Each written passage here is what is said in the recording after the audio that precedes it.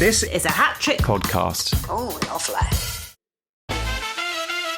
Welcome to In the News This Week, the podcast from some of the team who've worked on Have I Got News For You? I'm Emerald Paston. I'm Mike Rayment. I'm Queenie Miller. And I'm Jack Harris. We'll be taking you through the big and not so big stories in the news this week when the TV show can't. Think of it like this. If the main show is a nuanced and gritty Oscar-winning performance, then we're Eddie Murphy in The Nutty Professor 2. Should have got an Oscar for that. It's no Norbert. Oh, it's no Norbert. We're really topical today, aren't we? Hello, everyone. Hello. Hey, Queenie. You're all dressed up. Huh? Oh, yeah. Actually, I'm wearing my Zelenskyy jumper. I actually think it's really disrespectful if you weren't, especially for the podcast, so... We're all wearing Zelensky-esque tops, aren't we? All Yeah. in black. I'm like Keir Starmer, I'm hedging my bet, so I've got a suit and dress trousers on the bottom half. Oh, the bit we can't see, you've got really formal. I've got dress trousers and polished shoes, combat fatigues on the top. We're, of course, referencing our round one topic today, which is the clash between Volodymyr Zelenskyy, Donald Trump and JD Vance at a press conference in the White House on Friday. Yeah. That was a bit crazy. It was pretty mad. Have you said thank you once? Is what Vance said that to Zelenskyy is immediately becoming part of my lexicon for when I don't need thanking for anything. When I've done something that's actively like hurting someone else, I'm going to say, but have you said thank you once? It really reminded me of being a kid and being given shit presents and then being said, have you said thank you? Oh. Have you even said thank you once? Yeah. And like, have you said thank you sincerely for your Toby jug? Yeah. I did once get given a Toby jug as a 7-year-old Oh, did you? Wow. Yeah. I've been given a Toby jug too. and I wasn't grateful enough. Everyone's getting Toby A jugs. Toby jug's always of people. I'm sure everyone who listens to this podcast knows, but a Toby jug is like a beer jug or a mug in the form of a stout old man, like an 18th century guy with a three-cornered hat. There's like different characters. It's great. Who was it of, Mike? Toby. I can't remember. I was so angry. I wanted a football. The whole thing for me had the vibe of like when I was a teenager and you'd be on the bus and then some other scary girls would like start on you and your friends, you know? Like there's nothing you can say that's not going to get them to shout at you, you know, when they're like, for a oh, fight, right? That's it. Yeah. are you looking at me? That kind of Oh, you're vibe. not looking at me? Why aren't you looking at me? Yeah. Oh, so you are looking at me. Bully vibes, basically. JD Vance is like really just there to goad, it felt like. Yeah. Even Marco Rubio, who was sat right next to him, he sank so far into his sofa that I thought Vance was going to make a move on him. But then afterwards he said like critics of the press conference need to grow up. But bearing in mind that during the press conference, Trump got asked a question about what if Russia breaks the peace deal terms.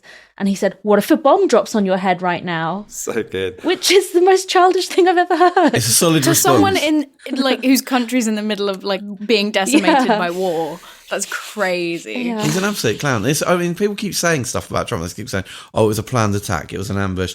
Is he a Russian agent? It's part of this bigger. It's not. He's the most petty, self-serving human being who's ever held any kind of office.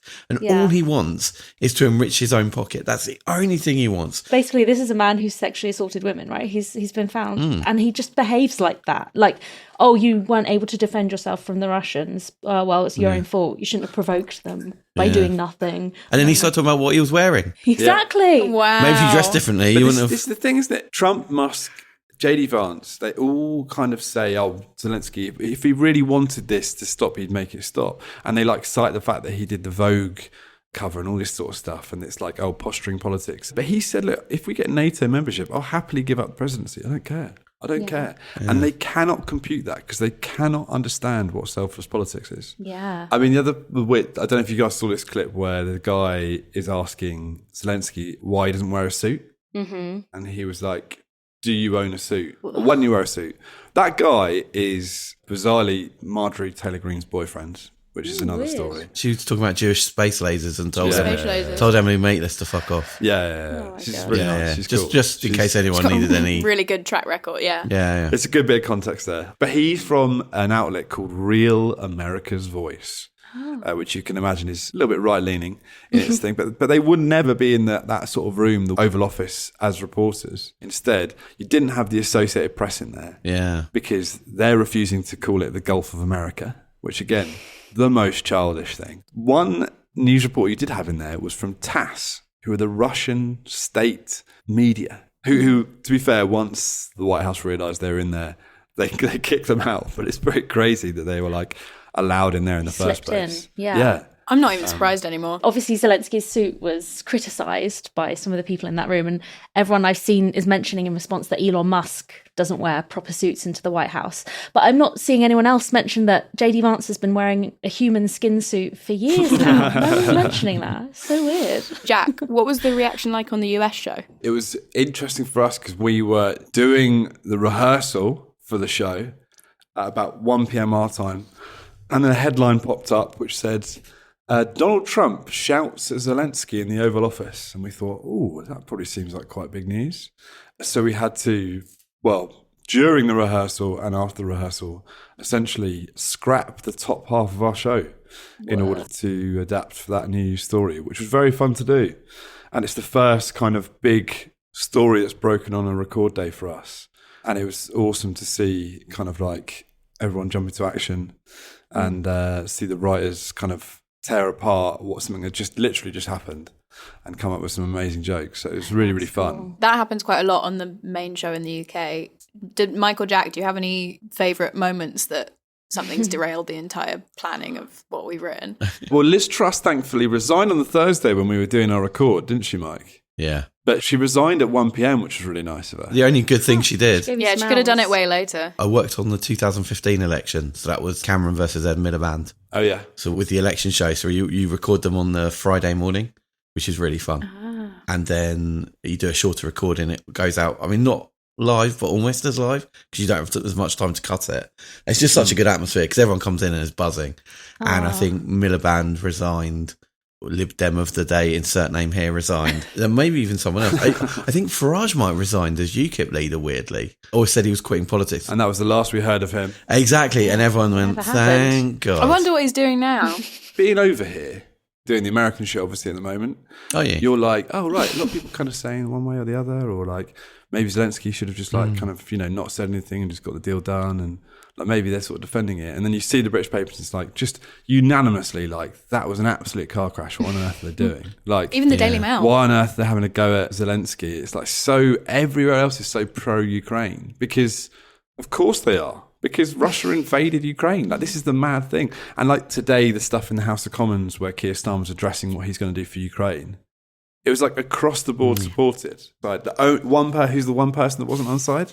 Nigel Farage. Nigel Farage got booed today. I think he gets booed every day. That's true. But I think it's because he can see this kind of like Trump whisperer role starting to kind of like lose his grip on that because Keir Starmer's taken this sort of bizarrely somehow fallen into his lap to become this kind of statesman-like. I'm sure he's got plenty of time to mess it up, but right now... He's getting called beautiful by Trump. Not everyone's completely happy with the announcement of the spending on the war in Ukraine.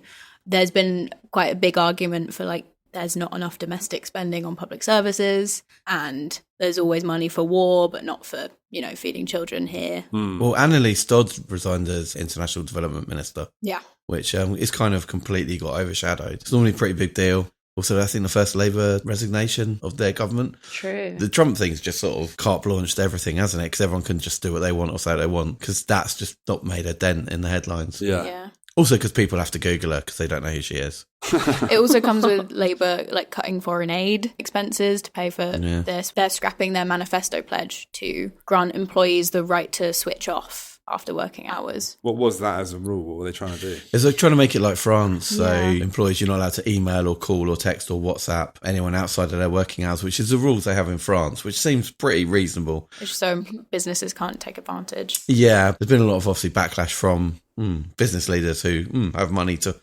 finance political parties. So obviously they've been listened to. And it's interesting. And also there were some like scare articles in the Daily Mail and in the papers, probably financed by business leaders. They said things like, what, so if a doctor's on call, then they can't send them a message and then the doctor won't be able to go into the hospital and save someone's life. And all your family are going to die. Yeah. Now here's a voucher for McDonald's.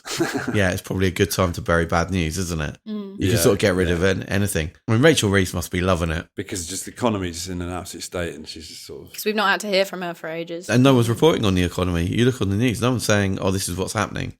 Yeah. Really? Do you reckon Rachel Reeves has gone missing? We just don't know. I think she's gone on holiday. She's in Faliraki. Who do you think is a big beneficiary of the Oval Office spat? Is it Joe Biden because no one's noticed he's still in there? Yeah, he did get a mention. He's hiding in the rooftop. He's just sat in the corner. Did you see that he got a mention in that Oval Office thing where Trump goes, "We've given you billions of dollars. That stupid president gave you billions of dollars." I was God. Man, Joe Biden catching strays in the middle From of the this. grave. Like, there's such a thing as well. Turning in his grave. There's such a precedent of not slagging off. Like Obama, Clinton, Yeah. Bush, they all don't slag each other off. They never comment. And again, Trump's he's such a clown. So the person who I think has probably benefited the most from this whole thing, I was reading an article about Trump impersonators, right? Because their business has gone mental. Apparently, speaking to one of them, their business doubled when he lost in 2020, then it quadrupled when he got indicted. And in their words, now it's insane. And there was a video of this guy who comes into like a little boy's birthday party doing YMCA, and he must be like 6, and they've got a Trump impersonator as like the entertainer. But my favourite quote was there was a guy who was a former George W. Bush impersonator who's now transitioned to Trump. Transitions to Trump. You're not allowed to transition under a Trump presidency. Well, I think he got in before he got in power, thankfully. But he does have some morals because he said, of course, when Obama became president, I couldn't do Obama. So it's good to know that he's got a line that he draws on this impersonator. Where can we find a Keir Starmer impersonator for Mike's next birthday? I think that would be I'd a love The manager of treat. Dunelm. No, you need to go to B&Q and get a 4x2.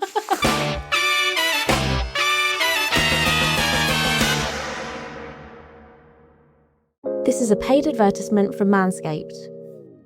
So Jack, unlike me, you favour a bit of beardage, or as I like to call it, too lazy to get the job done. But like all men, we're at the mercy of the daily shave, whether you're opting for a clean face, a Tom Selleck moustache, or a hipster beard. What I'd give to have my own Tom Selleck moustache. Oh. Whatever floats your boat, mate, Manscaped have got you covered with their range of shavers, from the all-in-one grooming with the beard hedger to the excellently named lawnmower, which will handle all the other hair on your body, and I mean all. With its dual blade system and skin-safe technology, the lawnmower keeps things fresh and smooth, even in the most sensitive spots, you know what I mean? And if you're travelling, like me, they both have an hour of runtime on battery, a built-in travel lock, and a waterproof design, so you can use them in the shower too. We've been lucky enough to have been gifted some beard hedgers here at the pod, and frankly, with 20 adjustable settings, you're spoilt for choice in having all the tools you need to achieve whatever look you're after. Not only that, but the lawnmower comes with an LED spotlight, so not only will you never miss a spot, but I reckon it could double as a handy flashlight during a power cut. Be prepared. I like it. Well, I don't think these should just be for you guys. A shaver with a torch included? I'm in.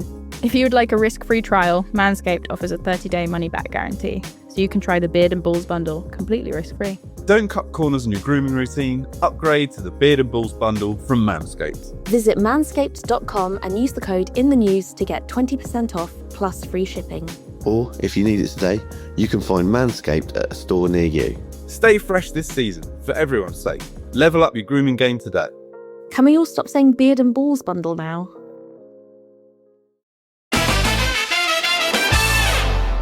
Welcome back to In the News this week. Now it's time for round 2, and I've asked you each to bring a news item for the past week that you think would be perfect for round 2 of the TV show. Jack, you're up first. Hello. What you got? So it was the Oscars on Sunday night, and I read a fun article in the Times where initially I was like, okay, I'm not a fan of this because it feels like they just fill in space. But the Times science editor and their data team looked at the science of winning an Oscar. Oh, wow. And so I thought, okay, based on their findings, if our 5 most recent prime ministers decided they wanted a career change and they're going to Hollywood, who would be the most likely to win an Oscar based on their scientific breakdown? So we've got Starmer, Sunak, Liz Truss, Boris Johnson, or Theresa May. Now, just off the top of your head, I want to get an answer from you as to who's most likely to win an Oscar. And then we're going to look at the science. Because I'm a man of science, guys, as you all know. I'm going to say good actors are bad liars, and so none of them. What? Because they're good liars. They lie all the time. Did you just read that off a fortune cookie? No, but that's just true. Wait, hold on. So you're saying good actors are bad liars? Yeah, because you've got to be like, good nice. at... Okay, that makes sense. I get you now. So all of them would be bad. Then none of them got a chance. I've put too much logic on this premise, which I know is just a silly bit. No, it's not a silly bit at all. It's deadly serious, Queen. I think the obvious answer is Liz Truss. Why is that? Why are you saying that, Mike? She's the one most devoid of reality. So she's the one who can go to like fantastical places. You could put her into Narnia and she'd believe it was real. I'm going to go Sunak because I think only he would have the money to finance a full passion project movie. Nice, like he's getting acting lessons and stuff. Yeah. Yeah. Okay. I can imagine him being a bit of scenery.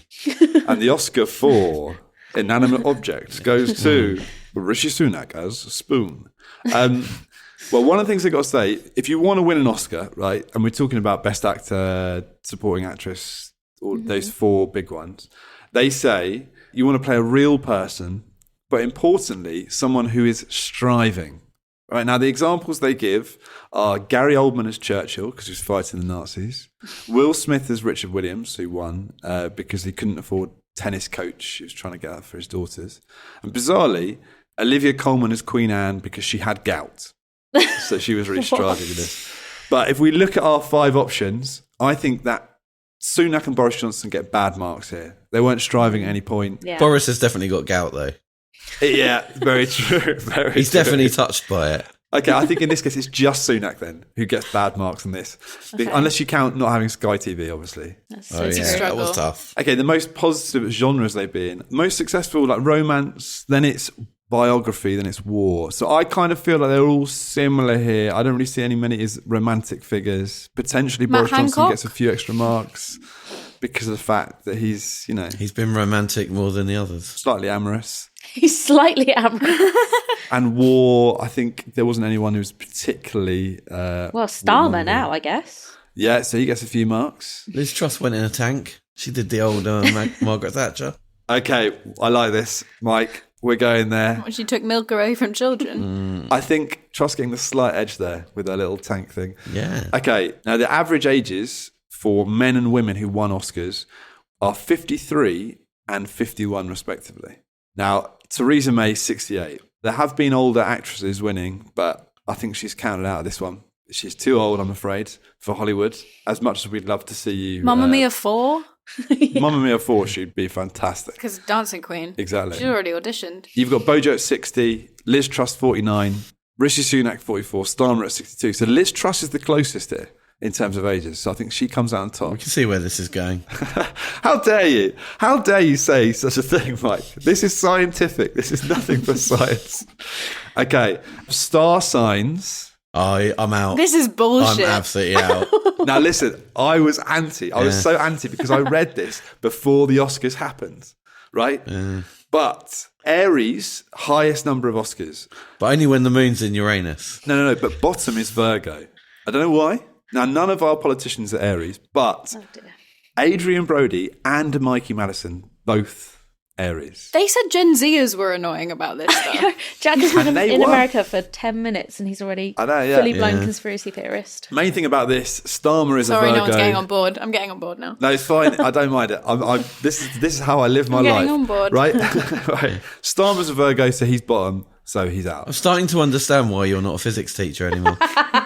This is what he tried to put on the curriculum. This is the most unscientific experience I've ever had. He was doing this all day when he was meant to be teaching them about like quantum theory. I've worked out which one of you is most likely to be able to kill a wolf Queenie, It's obviously. obviously me. based on Right, star listen. signs and how attractive your mothers please, are. please, class. Am I going to have to get the deputy head teacher? Am I going to have to get the deputy head teacher? No, thank you. Do you want a break time? Good. Okay. I really do want a break. I want this I to end. don't. You'll get to the break if I finish this fucking bit, okay?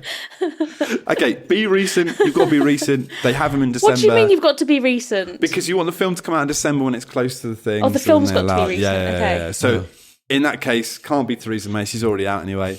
Can't be Boris Johnson. He's not recent enough. Liz Truss is always knocking about. She's always about. Okay, but the key thing, you can't be too successful at the box office. You have to be unpopular.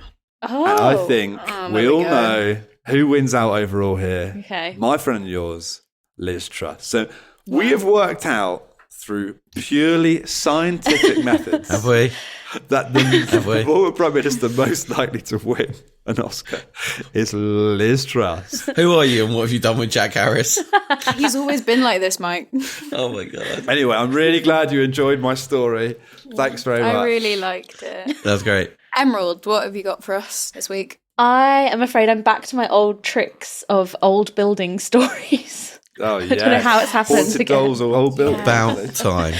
This is a story about an old lighthouse in Cornwall, which is currently facing some issues. The National Coast Watch Institution put out a statement that said anyone living in the area of this Land's End lighthouse may have noticed that for the past 6 days, the Longships Lighthouse has been sounding its foghorn every 13 seconds, all day and all night. 13.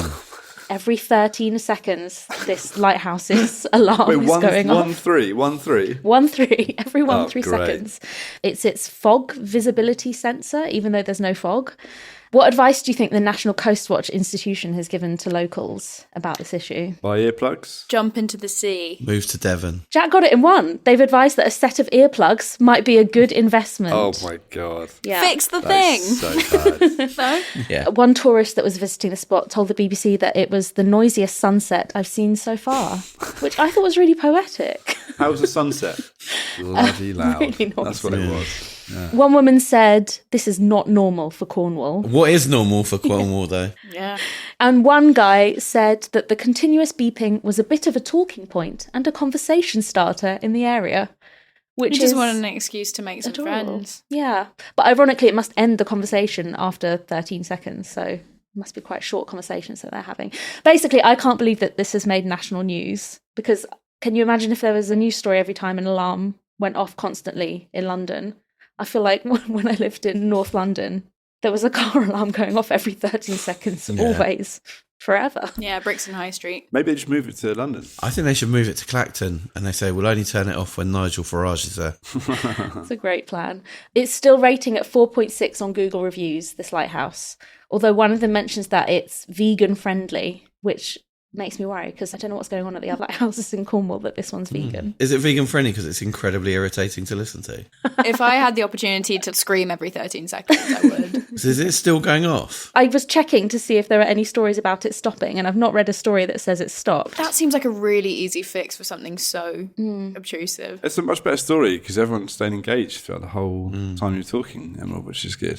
Yeah, because it seems to be largely based on facts and reality. Yeah, I actually didn't hear any complaints during my story, Jack. That was weird. Thank you very much, Emerald. My That was pleasure. incredible. Mike, what have you got for us? My story is the news. You'll be shocked to hear the House of Lords dining room is full of pests. That's Well, just that's not a surprise. every day. There it is. Yeah.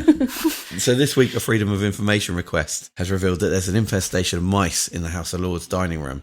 And there's some good quotes about this. According to the Telegraph, one of the complaints reads, "Several of our guests have been in touch to express their concern over a mouse which made an appearance in the middle of an event," which sounds like he was sort of invited. Yeah, like I don't think they can tell the difference.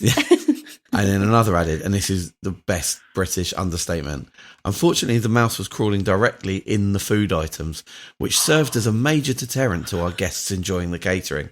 God. Which sort of major deterrent implies it wasn't like the end of the world. It's just a bit inconvenient. How do you think the House of Lords have responded to this? Once they're woken up. Maybe. Yeah, that's why we need to put the lighthouse honking every 13 seconds. Are they all working from home? Only coming in once a year instead of once a month. A spokesperson for the House of Lords responded and said, "We've had 7 complaints, which is a relatively low number." Oh, wow. Oh, I bet they're always complaining about everything there. I had to try and explain the House of Lords to an American the other day, and they just didn't understand. Really? To be fair, once I started explaining it, I didn't really understand either. They sort of questioned me and was like, what was the point of it? And I couldn't really give them an answer. And he said, "So what's your star sign, first of all?" Jack got some chicken bones, he threw them on the floor and he waited to see what shape they I made don't know how I've got before he this. decided how much detail he gave them. Some of the things were about literally like undeniable facts. What headline do you think the Daily Star went with for this story? We need more funding for the House of Lords. Very Daily Star, but no. Mouse of Lords. Mouse of Lords, there it is. Of course. I think it was either that or Squeaker of the House. But Oh, that's really good. yeah, Mouse of Lords. The mouse is just the one complaint. Apparently it's just the food and drinks gone downhill. Oh. The scones crumble easily. That's one of the complaints. It's a scone. Is that not what it's meant to do? I know. And someone said it's worse value than Greg's. Do you know how much they get food-wise? Their food budget a day, if you're in the House of Lords. Per person? Per mouse. Per mouse per day. £361. What? Per day? Up to £361 a day per lord. Excuse me, I'm just wheeling out the guillotine. Yeah, a lot of stuff at Greg's for £361 there. And then another person said, it's worse than eating in a garden centre. Oh, Wow. They are the type of people who would eat in a garden centre. I'd happily go to a garden centre. Garden centre sarnie and soup is excellent. I know a couple of garden centres where the toasties slap. I don't know what to say to that, Mike. I just thought I'd try out that word. I think it's good that you tried it out. I think it's nice that you tried it out, mate. But let's never do it again. I might have another run up at it. Please, I think if I put a bit of the emphasis differently. I love eating in garden centres. I know a couple of garden centres where the toasties slap. Oh. Better?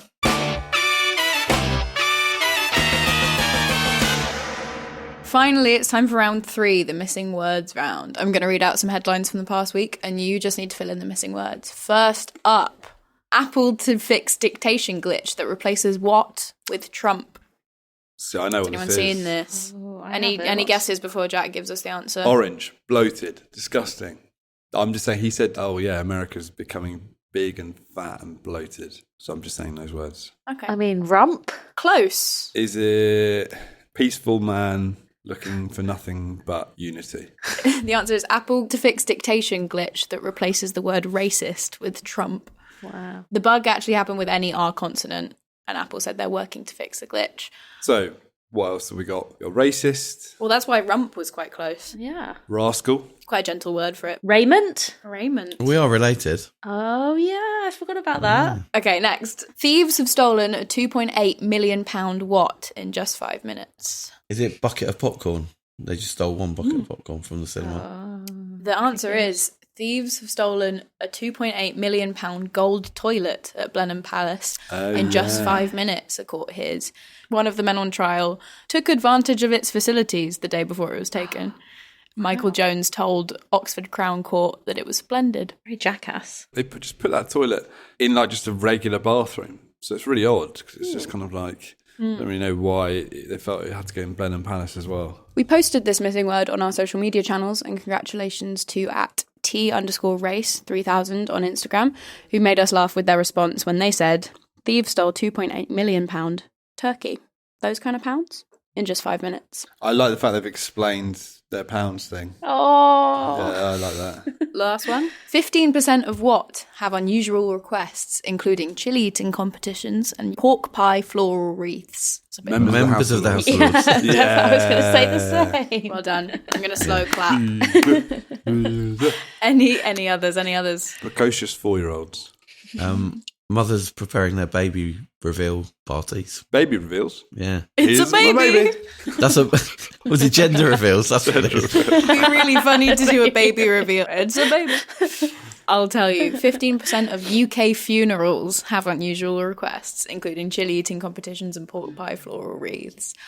They've been used to commemorate the dead as Britain embraces bizarre funeral ideas, essentially. A report has found that 15% of funerals include these unusual requests, such as having the Undertaker dressed as Gandalf, one for you, Mike, a floral tribute in the form of fruit pastels, and an antiques dealer being buried in a wardrobe. That would be great, though. I'd have the priest as Gandalf, and I'd have someone coming in dressed as the devil, and him go, "You shall not pass." Yeah, nice.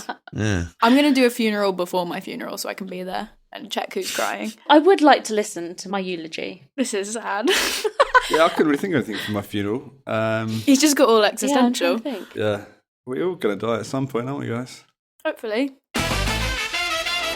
Thank you for listening to In the News this week. If you've enjoyed this episode, please give us a 5-star rating on Apple Podcasts or Spotify. For updates on the show, make sure you're following Have I Got News For You on Instagram, TikTok and Twitter. You can also get in touch with us by emailing podcasts@hattrick.com. That's Hattrick with 2 T's. Make sure you're followed and subscribed to the podcast wherever you're listening to it now, and we'll see you here for next week's episode. Bye. Bye-bye. Can anyone hear a siren in the background? Or is that- It's the lighthouse. Oh, no. In the News this week is presented by Jack Harris, Queenie Miller, Emerald Paston and Mike Rayment.